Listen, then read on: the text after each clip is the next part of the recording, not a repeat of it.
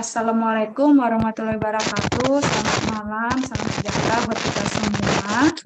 Yang kami hormati Bapak dosen Esron Ricardo Nenggolan, MKOM, selaku dosen pengampu mata kuliah rekayasa perangkat lunak.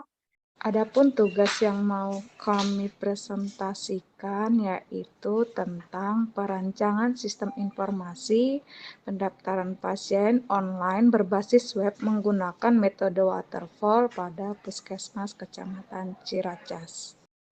Sebelumnya, saya akan memperkenalkan teman-teman kami, anggota kelompok, ada 8 orang, yaitu ada Ima Ridowati, 2 Rindu Rifkawati Marbun, 3 Lukmanul Hakim, 4 Cindy Dwi Wayuni, 5 Citra Adrinisa, 6 Fidari Kartikasari, ke-7 Siva Nur Utami, ke-8 Nur Anissa Dini. Adapun latar belakang dari sistem informasi pendaftaran pasien secara online ini kita ambil dari Puskesmas. Latar belakangnya menurut Permenkes RI nomor 75 tahun 2014 tentang Puskesmas, pengertian Puskesmas adalah fasilitas pelayanan kesehatan yang menyelenggarakan upaya kesehatan masyarakat dan upaya kesehatan perorangan tingkat pertama dengan lebih mengutamakan upaya promotif dan preventif untuk mencapai derajat kesehatan masyarakat yang setinggi-tingginya di wilayah kerjanya. Adapun Puskesmas Kecamatan Ciracas adalah sebagai tempat kita melakukan sistem informasi pendaftaran pasien secara online ini. Puskesmas Kecamatan Ciracas saat ini sudah menempati gedung baru per 4 Oktober 2017 yang beralamat di Jalan Haji Baping, RT 07 RW 06, Kelurahan Susukan, Kecamatan Ciracas, Jakarta Timur. Gedung baru yang ditempati sekarang mempunyai 3 lantai dengan luas tanah 2048,7 meter dan luas lahan 3090. Adapun masalah pada pelayanan pendaftaran ini kami menemukan 6 masalah, yaitu 1, pendaftaran pasien masih dilakukan secara manual atau masih mengambil nomor antrian dari security yang berdiri di lobi Puskesmas. Dan itu menurut kami adalah suatu kendala di mana memperlambat sistem saat pendaftaran. Nah, untuk yang kedua itu adanya batasan kunjungan pasien pada poli KIA, poli gigi, poli caten, sehingga pasien yang sudah datang tidak dapat dilayani karena pendaftaran manual sudah full. Di sini juga kami mendapat suatu masalah juga karena adanya pembatasan pasien tersebut. Nah, nanti kami akan menyampaikan agar pasien yang sudah sempat datang ke Puskesmas bisa tahu bagaimana dia tahu antriannya sudah full atau tidak. Nah, untuk yang ketiga itu pendaftaran pasien rawat jalan dilakukan bersamaan dengan pendaftaran pasien baru langsung di tempat klinik. Keempat, ada pasien harus antri panjang untuk menunggu giliran. Nah, ini karena kita lihat pasiennya itu datang secara manual, jadi sehingga dia nggak tahu jam kunjungnya mana yang pas atau tidak. Untuk poin yang kelima, itu pasien serta tidak bisa memperkirakan kapan mendapat pelayanan berobat sampai ke poli tujuan. Poin keenam, petugas pendaftaran masih menulis di buku secara manual untuk mendata pendaftaran pasien sehingga ada resiko buku bisa rusak atau hilang dan perlu waktu untuk mencari buku pada saat pasien melakukan pendaftaran. Oke. Untuk slide selanjutnya akan disampaikan oleh rekan kami, Siva. Waktu dan tempat kami persilakan. Baik, terima kasih Kak Rindu. Saya akan melanjutkan tentang sistem informasi. Sistem informasi, pengaturan orang tua, data proses dan informasi teknologi atau teknologi informasi yang berinteraksi untuk mengumpulkan, memproses, menyimpan, dan menyediakan sebagai output informasi yang diperlukan untuk mendukung sebuah organisasi. Untuk pengertian rekayasa perangkat lunak, yaitu aplikasi dari sebuah pendekatan quantifiable, disiplin, dan sistematis kepada pengembangan operasi dan pemeliharaan perangkat lunak, yaitu aplikasi rekayasa perangkat lunak menurut Pressman tahun 1997. Proses-proses rekayasa perangkat lunak adalah perangkat yang menjaga bentangan-bentangan teknologi secara bersama-sama dan memungkinkan perkembangan perangkat lunak komputer yang tepat waktu dan rasional. Boleh next, Kak Rindu. Penyusunan makalah kali ini kami membuat sistem operasi sistem informasi pendaftaran online dengan menggunakan metode pengembangan sistem waterfall. Metode waterfall yaitu merupakan pendekatan sistematis dan berurutan yang dimulai dengan spesifikasi kebutuhan user, berlanjut melalui beberapa tahapan dan diakhiri dengan penyerahan sistem PL. Pada prinsipnya, pada metode ini yaitu hasil dari setiap tahapan adalah satu atau lebih dokumen yang disetujui. Tahap berikutnya tidak boleh dimulai sampai tahap sebelumnya selesai. Adapun tahapan-tahapan dalam metode waterfall, yang pertama yaitu requirement analysis and definition atau analisa dan definisi kebutuhan, yaitu proses menganalisa dan pengumpulan kebutuhan sistem yang sesuai. Berisi layanan-layanan sistematis, berisi layanan sistem, kendala, dan tujuan yang ditetapkan melalui konsultasi dengan pengguna sistem. Kemudian didefinisikan secara rinci yang berfungsi sebagai spesifikasi sistem. Tahapan kedua yaitu desain sistem dan software. Pada proses ini, desain akan menerjemahkan syarat kebutuhan ke sebuah perancang perangkat lunak yang dapat diperkirakan sebelum dibuat coding. Pada tahapan selanjutnya itu pengkodean, yaitu menerjemahkan desain ke bahasa yang dimengerti. Selanjutnya adalah tahap pengujian, memeriksa program dan mencari kesalahan. Dan yang terakhir adalah operation and maintenance. Pada tahapan operasi dan maintenance ini, pemeliharaan adalah siklus terlama karena sistem ini dipasang dan digunakan oleh user. Perawatannya melibatkan koreksi kesalahan yang tidak ditemukan sebelumnya, sehingga implementasi sistem dan meningkatkan layanan sistem saat persyaratan baru ditemukan. Selanjutnya akan dilanjutkan oleh rekan saya, Vivi. Baik, terima kasih Kak Syifa. Analisa kebutuhan sistem pada Puskesmas Kecamatan Ciracas ada dua, yaitu kebutuhan fungsional dan kebutuhan non-fungsional. Kebutuhan fungsional sendiri ada 4 user, yaitu pasien lama, pasien baru, dokter, dan petugas pendaftaran. Yang pertama kita bahas dahulu kebutuhan pasien lama. Pasien lama dapat melihat informasi pendaftaran dan melakukan pendaftaran pasien melalui handphone dan akses internet. Yang kedua, ada kebutuhan pasien baru. Kebutuhan pasien baru dapat mengakses informasi tentang pendaftaran pasien, melakukan register pasien baru, dan pendaftaran pasien melalui web. Yang ketiga, next. Ada kebutuhan dokter. Dokter dapat melihat banyaknya pasien yang akan diperiksa dan melakukan edit data dokter yang bersangkutan melalui web. Yang terakhir ada kebutuhan petugas. Petugas pendaftaran dapat mengelola data dengan melakukan insert, edit, dan delete. Yang selanjutnya ada kebutuhan next.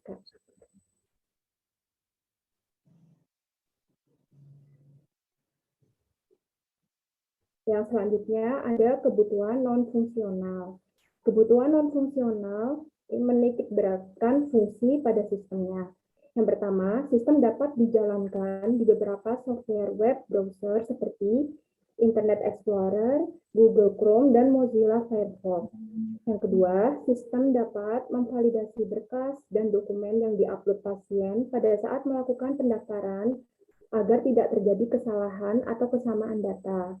Dan yang terakhir, sistem dapat memberikan email notifikasi berupa bukti nomor antrian. Nah, selanjutnya akan dipresentasikan oleh rekan saya, Anissa. Waktu dipersilahkan. Terima kasih Kak Vivi. Di sini saya akan menjelaskan desain UML, yaitu ada use case diagram, class diagram, activity diagram, sequence diagram, deployment diagram.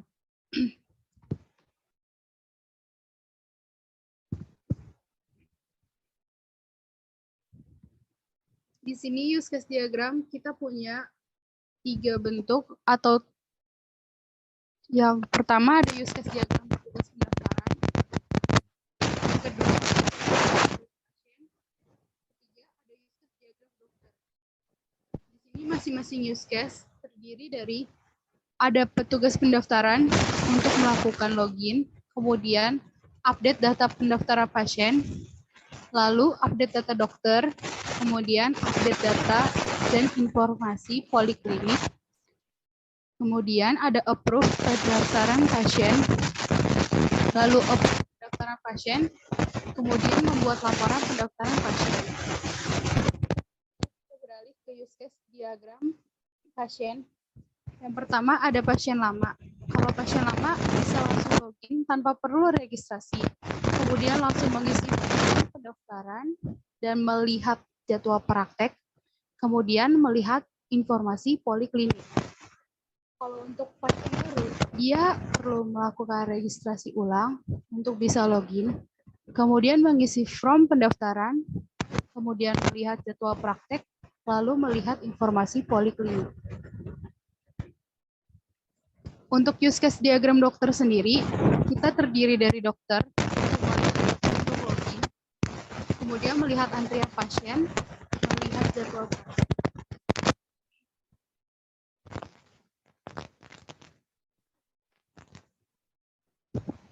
Di sini ada class diagram, ada petugas pendaftaran, yaitu terdiri dari ID daftar, menggunakan varchar 15, nomor underscore rekam medis atau bisa disingkat RM menggunakan INT 10.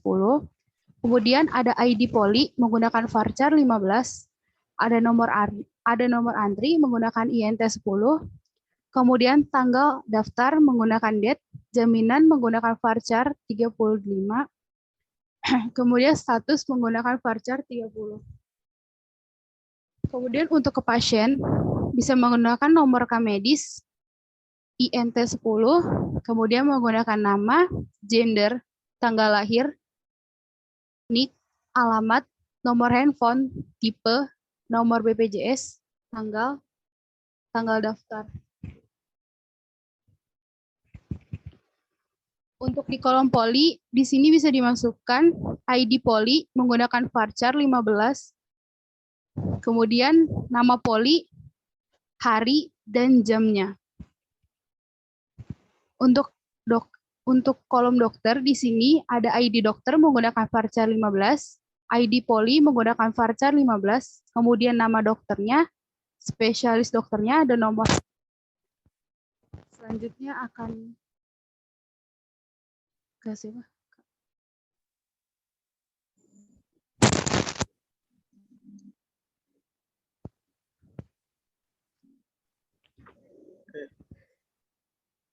Ya, terima kasih. Saya di sini akan menjelaskan tentang activity diagram. Yaitu pertama itu ada faktor dari petugas pendaftaran, yang kedua yaitu ada dari pasien pendaftaran, yang ketiga itu ada dokter. Yang pertama yaitu petugas pendaftaran itu bisa mengubah halaman web utama, kemudian bisa pilih daftar pasien atau nanti database akan merespon dan menampilkan datanya. Kemudian di situ bisa mengupdate atau mengubah data atau menghapus. Kemudian database juga akan mengkonfirmasinya. Ketika udah diubah, maka tampilan akan tampil form gitu. Di situ bisa mulai pengupdatean, kemudian bisa langsung save atau kemudian konfirmasi, maka database akan otomatis menyimpan. Kemudian di pasien itu bisa membuka web, itu pilih pendaftaran, nanti akan tampil form pendaftaran, bisa input langsung data dirinya, maka kemudian bisa disubmit, maka otomatis database akan menyimpan. Kemudian yang terakhir yaitu ada dokter, bisa membuka halaman utama dokter, bisa melihat jadwal praktek, kemudian database akan merespon, maka akan tampil jadwal praktek. Kemudian dokter akan mendapatkan informasi. Untuk selanjutnya ada sequence diagram. Untuk sequence diagramnya tidak jauh berbeda dengan kelas diagram, yaitu ada tugas pendaftaran, yang kedua ada pasien, kemudian yang ketiga ada dokter. Tugas di pendaftaran bisa membuka halaman utama, kemudian halaman pendaftaran respon, pilihan data pasien, menampilkan data pasien. Tugas pendaftaran bisa menginput data pasien, bisa mengubah atau menghapus data pasien, kemudian bisa menyimpan dan konfirmasi. Untuk pasien sendiri bisa membuka halaman web, yaitu nanti ada konfirmasi dari halaman pendaftaran, yaitu pilihan pendaftaran, yaitu menampilkan form, bisa menginput data diri, kemudian database akan menyimpan data diri, akan direspon lagi, bisa mencetak form pendaftaran. Yang terakhir yaitu ada dokter. Dokter bisa membuka halaman utama, kemudian bisa melihat jadwal praktek dan mendapatkan informasi. Yang terakhir yaitu ada deployment diagram. Di sini ada 3 komponen ya.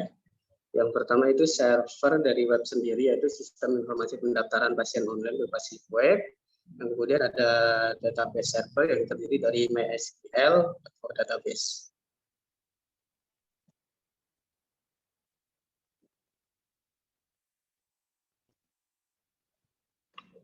Untuk selanjutnya yaitu desain database dan tampilan antarmuka akan dijelaskan oleh Kak Ilma. Terima kasih. Ya, oke, terima kasih Hakim untuk waktunya. Selanjutnya saya akan menjelaskan desain database yang kita buat dalam sistem informasi pendaftaran pasien secara online. Desain database-nya pada tahap ini terdiri dari rancangan database dan rancangan program. Rancangan database dalam sistem yang kita rancang digambarkan dengan diagram IRD dan diagram LRS. Untuk diagram IRD di sini terdapat 4 entitas, yaitu pasien, petugas pendaftaran, poli, dan dokter. Untuk entitas pasien memiliki atribut nomor RM, nama, gender, tanggal lahir, NIK, alamat, nomor handphone, tipe, nomor BPJS, dan tanggal daftar. Sementara untuk petugas pendaftaran memiliki atribut ID daftar, nomor antri, nomor RM, ID poli, tanggal daftar, jaminan status.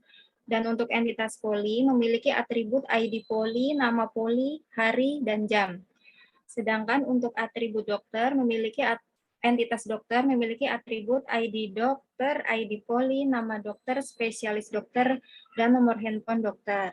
Untuk diagram logical record structure-nya tidak jauh berbeda dengan diagram IRD, masing-masing sama memiliki 4 entitas dan atribut yang sama. Next. Desain tampilan antarmukanya adalah sebagai berikut.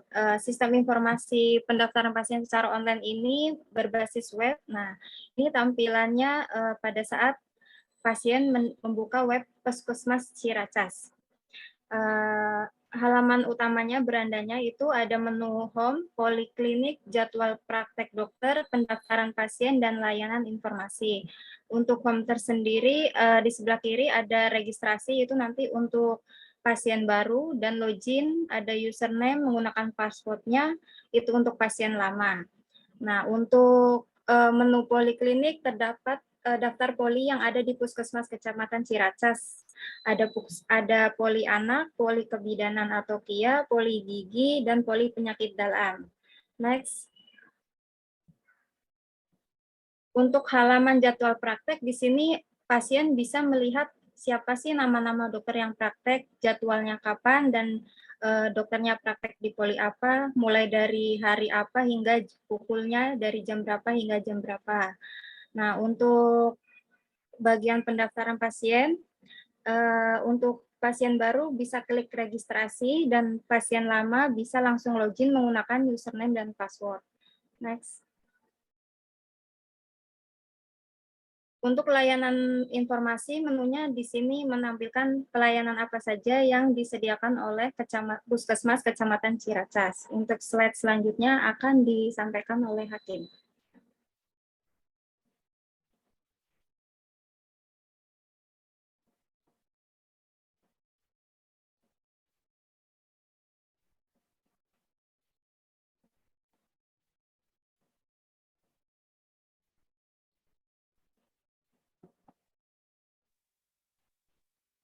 Baik, terima kasih Mbak Irma.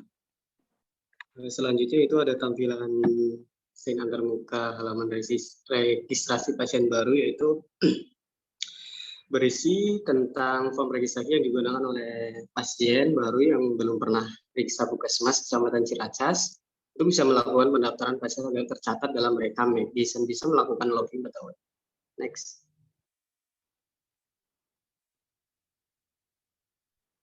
Bisa next, Mbak.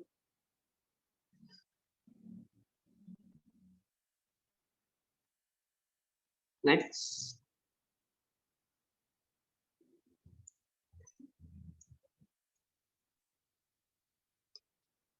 Dan selanjutnya itu ada halaman pendaftaran. Halaman pendaftaran ini khusus buat pasien yang sudah bisa login ya. Di sini ada tertera form pendaftaran, ID pendaftaran, nomor rekam medis, dan nama pasien, dan tanggal daftar. ID poli buat menentukan dia masuk kategori penyakit apa, misalkan sakit gigi ya poli gigi gitu kan.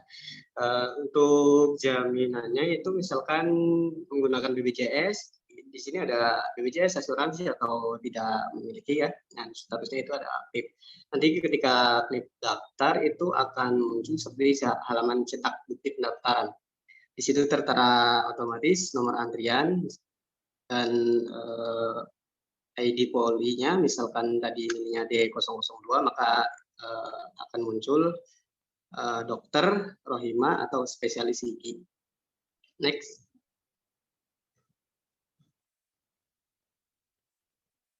Kemudian ada halaman login pendaftaran, login petugas pendaftaran. Sebelum masuk ke webnya, petugas pendaftaran itu harus login dulu. Kita udah masuk ke login, maka halaman utama pendaftaran itu ada seperti data pasien, data dokter, data poli, dan data pendaftaran. Next.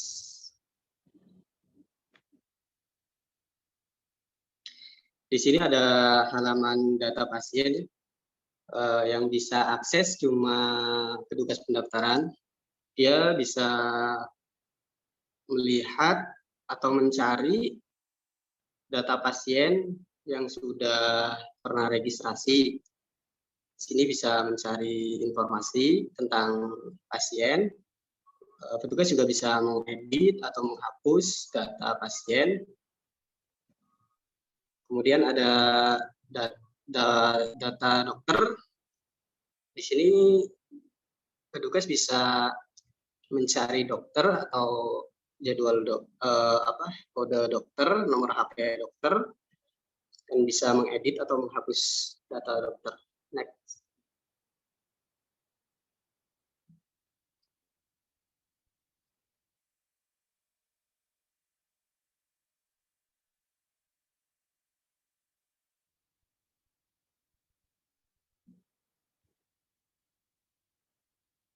Ini ya Kak, lanjut Kak.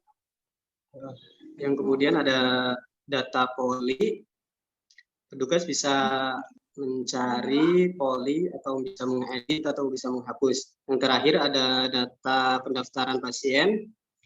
Di sini petugas bisa melihat riwayat histori pasien, bisa mencarinya dan bisa mengedit atau menghapusnya. Dan selanjutnya akan dijelaskan oleh Kak Cindy tentang pengodokan dan testing. Kak, waktu kita sedikit lagi ya. Oke. Baik, di sini saya akan menjelaskan mengenai pengkodean dan pengujian, di mana pengkodean program kami menggunakan pemrograman berbasis web, yaitu HTML atau Hypertext Markup Language atau PHP, Hypertext Preprocessor, CSS, Cascading Style Sheet, dan JavaScript. Selanjutnya, untuk pengujian sistem menggunakan black box testing, di mana hasil pengujian yang ditampilkan pada halaman pendaftaran pasien rawat jalan yang terdiri dari skenario pengujian, test case, hasil yang diharapkan, hasil pengujian, kesimpulan valid atau tidak valid. Oke, next. Untuk pengujiannya, di sini ada 5 skenario. Yang pertama, tampilkan halaman web dengan test case menampilkan tampilan web dan menampilkan menu-menu yang ada. Harapannya berhasil menampilkan web, dan hasilnya ternyata berhasil dan dengan kesimpulan valid. Selanjutnya ada form login. Test case-nya dengan mengisi username dan password dengan benar, lalu mengisi username dengan password yang salah. Harapan untuk password yang benar, maka akan berhasil login ke web, dan dengan password dan username yang salah, maka akan gagal login. Test case berhasil dan valid. Selanjutnya ada form pengisian data pasien baru atau form registrasi. Test case-nya menginput data pasien baru untuk melakukan registrasi. Harapannya dapat berhasil registrasi dan menyimpan data pasien ke database. Hasilnya berhasil dan valid. Untuk selanjutnya ada form pendaftaran pasien. Test case-nya dengan cara menginput form pendaftaran pasien. Harapannya agar berhasil menyimpan dan mendapatkan nomor antrian. Hasilnya berhasil dan valid. Selanjutnya menampilkan menu data. Test case-nya dengan cara menampilkan data pasien, data dokter, data poli, dan data pendaftaran. Dengan harapan dapat menampilkan tabel data pasien, data dokter, data poli, dan data pendaftaran. Juga kita dapat melakukan ubah dan hapus data. Hasilnya berhasil dan valid.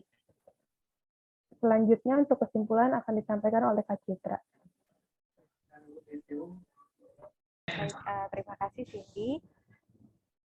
Adapun kesimpulan dari kelompok kami, yang pertama adalah secara umum pendaftaran pasien online berfungsi untuk mempermudah pasien yang ingin melakukan pemeriksaan kesehatan di Puskesmas Kecamatan Ciracas. Yang kedua, sistem dapat berfungsi dengan baik untuk melihat informasi pendaftaran pasien dan melakukan pendaftaran antrian pasien. Yang terakhir, sistem pendaftaran pasien berbasis online dapat berfungsi untuk melakukan pendaftaran pasien baru, melakukan pendaftaran antrian pasien, dan melihat informasi pendaftaran pasien. Dan saran dari kelompok kami, next. Yang pertama, sistem ini akan lebih baik apabila diperluas dengan fasilitas pembayaran dan rekam medis pasien. Yang kedua, dalam sistem pendaftaran pasien berbasis online dilengkapi forum user agar user dapat menyampaikan saran dan kritik.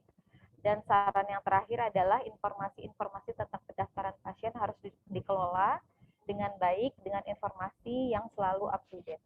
Demikian pemaparan yang dapat disampaikan. Terima kasih atas kesempatannya kepada dosen kami Pak Esron. Mohon maaf apabila ada kekurangan. Wassalamualaikum warahmatullahi wabarakatuh.